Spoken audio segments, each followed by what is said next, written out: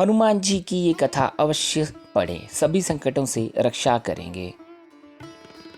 त्रेता युग में अवतारी सत्ता का अवतरण भगवान राम के रूप में हुआ था। उन्हीं राम के निश्चित हीन करहूँ मही के महान संकल्प की पूर्ति में हाथ बटाने के लिए ऐसे बानर का प्राकट्य हुआ जिसे सारी दुनिया हनुमान जी के नाम से जानती है। हनुमान जी का माता का नाम अंजनी बताया जाता है। उन्हें पवन पुत्र भी कहते हैं, अर्थात पवन के समान गतिशील। हनुमान जी में आध्यात्मिकता के संपूर्ण गुण विद्यमान थे। उनका एक विशेष आध्यात्मिक गुण था सेवा। सेवा ही उनकी साधना थी। प्रारंभ में वे वानरों के राजा सुग्रीव के दरबार में सेवा कार्य करते थे।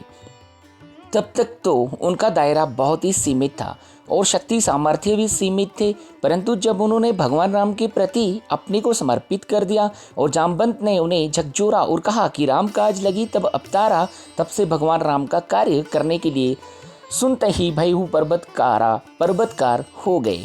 अर्थात उनका मनोबल बहुत ऊंचा हो गया और वे असंभव लगने वाले कार्यों को संभव कर दिखाने में सफल हुए।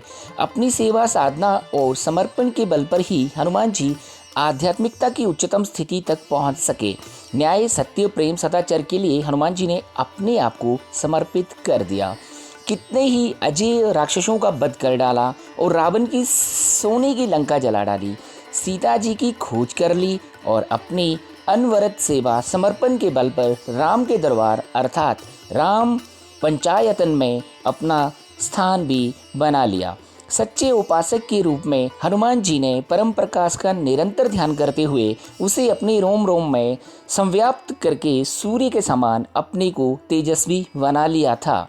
हनुमान जी के जीवन में विवेकशीलता देखती ही बनती है। सीता जी का पता लगाने के लिए जाते हुए समुद्र छलांग लगाते समय जब सुरसा से भेंट होती है, तब पहले तो उसकी शक्ति की थाह लेने के लिए स्वयं ही उसके मुंह से अधिक बड़ा आकार बनाते हैं, किंतु जब उन्हें याद आता है कि मैं रामकाज के लिए अर्थात श्रेष्ठ प्रयोजन के लिए जा रहा हूँ, यहाँ पर मेरा बल एवं सिद्धि का प्रदर्शन बुद्धि संगत न होगा, तब अति लघु रूप धरेऊ हनुमंता छोटा आकार बनाकर उसके मुंह में प्रवेश करके कान के बाहर निकलकर अपने गंतव्य की ओर प्रस्थान करते हैं।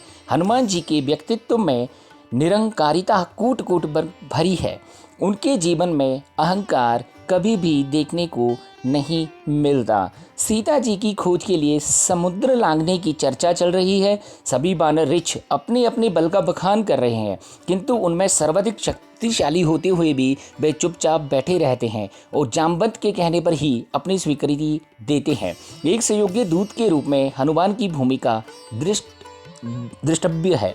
वे मुद्रिका लेकर जब सीता जी के पास अशोक वाटिका में पहुंचते हैं तो अपना परिचय इसी रूप में देते हैं, रामदूत में मातु जानकी, सत्य शपथ करुणा निधान की। रावण के दरबार में भी जब श्री हनुमान प्रस्तुत होते हैं तो वहां पर भी वे अपने स्वामी राम के ही गुणों की गाथा गाते हैं।